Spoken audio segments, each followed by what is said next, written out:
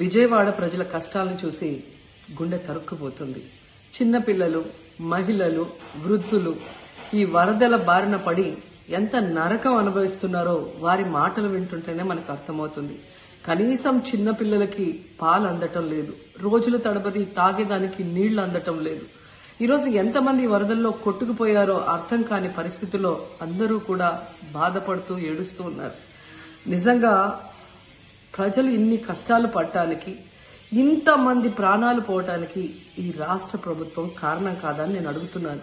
ముఖ్యంగా మంత్రుల విహారయాత్రలు, హాలిడేస్ ఎంజాయ్ చేయడంలో ఉన్న చిత్తశుద్ధి రాష్ట్ర ప్రజల మీద లేదు అని నేను గట్టిగా చెప్పగలను.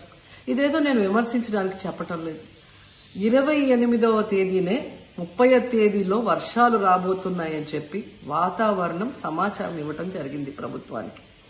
అయినా కూడా ముఖ్యమంత్రి గాని, మంత్రులు గాని ఎటువంటి సమీక్షలు చేయకుండా, ప్రజల్ని అప్రమత్తం చేయకుండా నిర్లక్ష్యం వహించడం వల్లే ఈ రోజు ఇన్ని లక్షల మంది వరద నీళ్లలో మునిగిపోయారు.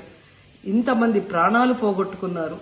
ఎంతమంది తిండి లేక, కరెంటు లేక, తాగునీళ్లు లేక, పసిబిడ్డలకి పాలు లేక ఎంత అవస్థలు పడుతున్నారో మనం అందరం కూడా గమనిస్తున్నాం.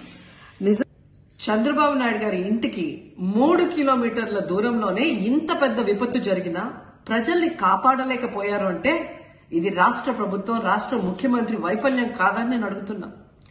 ఈరోజు కరకట్టు మీదున్న అక్రమ కట్టడాలని కాపాడటం కోసమే విజయవాడని ప్రజల్ని ముంచేశారు అనటంలో నిజం లేదా అని నేను అడుగుతున్నా. గంట ముందు ప్రజలకు చెప్పినా వాళ్ళు ముంపు బారిన పడేవారు కాదు.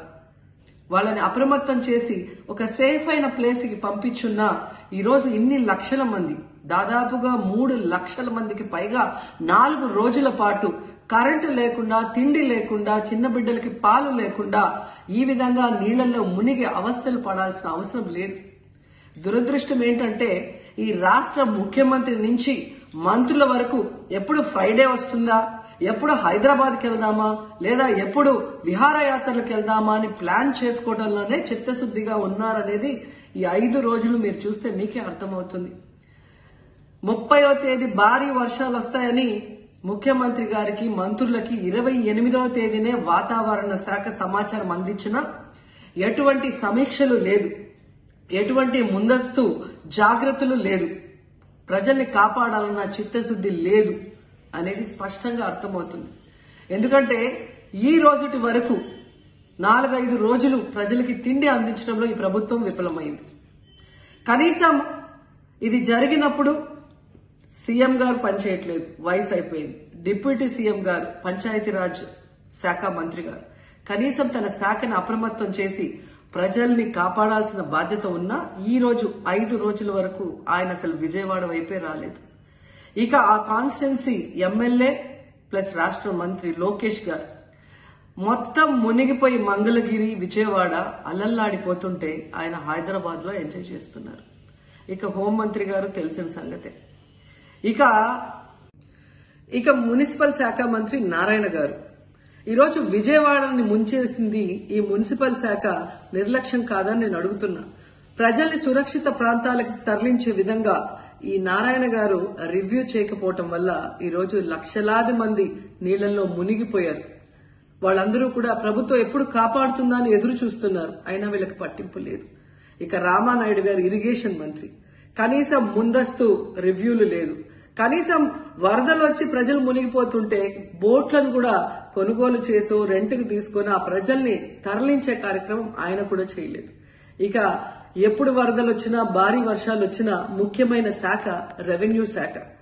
అనగాన సత్యప్రసాద్ గారు ఈయన విహారయాత్రలో ఎంజాయ్ చేస్తున్నాడు. కనీసం పునరావాస కేంద్రాలు ఏర్పాటు చేయాలి, మరి ఆ ప్రజలకి పాలు, తిండి అన్ని అందించాల్సిన బాధ్యత ఉన్నా ఏం పట్టించుకోలేదు. సో ఈ విధంగా చంద్రబాబు నాయుడు గారి దగ్గర నుంచి మంత్రులంతా కూడా ప్రజల్ని గాలికి వదిలేసి ఎలా నిర్లక్ష్యం వహిస్తున్నారో చూడండి. ఇప్పటికైనా వాళ్ళు కళ్ళు తెరిచి ప్రజల్ని కాపాడండి అని చేతులెత్తి నమస్కరిస్తున్నా. గతంలో జగనన్న ఏ విధంగా వాలంటీర్ వ్యవస్థ ద్వారా, సచివాలయ వ్యవస్థ ద్వారా ప్రజలకి ఏం కావాలన్నా ఇమీడియట్ గా వాళ్ళకి అందుబాటులోకి తీసుకెళ్లటమే కాకుండా ఏదైనా ప్రకృతి వైపరీత్యం వచ్చినప్పుడు వెంటనే వాళ్ళని సురక్షితంగా కాపాడే విధంగా ఈ సచివాలయ వాలంటీర్ వ్యవస్థని ఉపయోగించుకోండి. జగనన్న మీద కక్షతో ఆ వ్యవస్థల్ని నాశనం చేయడం వల్లే ఈ రోజు ప్రజలకు ఎవరు ఏం అందించలేకపోతున్నారని తెలుసుకోండి. అండ్ ఈరోజు జగనన్న విజన్ ఉన్న నాయకుడు, ప్రజల్ని ప్రేమించే నాయకుడని మరోసారి రుజువు చేసుకున్నారు. ఆయన కట్టించిన ప్రొటెక్షన్ వాళ్ళు లేకపోతే ఇంకా 1,50,000 పైగా కుటుంబాలు మునిగిపోయే ప్రమాదం ఉండేది. ఈ రోజు ఆ ప్రాంతమంతా సేఫ్ గా ఉంది విజయవాడలో ఒక సైడ్ అంటే అది జగనన్న ప్రజల పట్ల ఉన్న అభిమానంతో ఆ ప్రొటెక్షన్ వాల్ కట్టించడం అనేది కూడా మనం అందరం గుర్తుంచుకోవాలి.